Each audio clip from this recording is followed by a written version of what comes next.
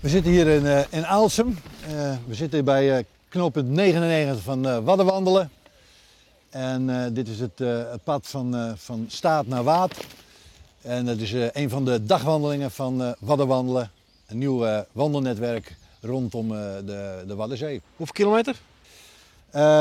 In totaal ruim 1200. Het boekje is meer als alleen nog kaaieroutes. Ja, dat klopt. Met dit wandelnetwerk hebben we niet alleen een toeristische infrastructuur aangelegd met knooppunten, maar tegelijkertijd een hele mooie manier om het landschapsverhaal te vertellen hier.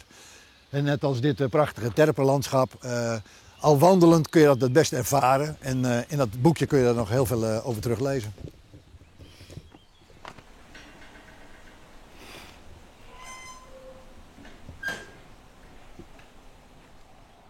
Is het nou belangrijk voor het toerisme hier in Noord-Friesland?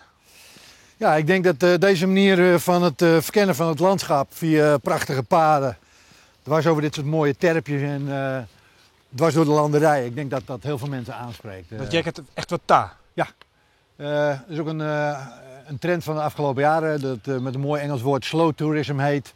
En ik denk dat dat mensen aanspreekt. Het past ook bij de schaal van dit landschap, mooi, wijd, ruim. En dan moet je niet doorheen crossen, dan moet je doorheen lopen.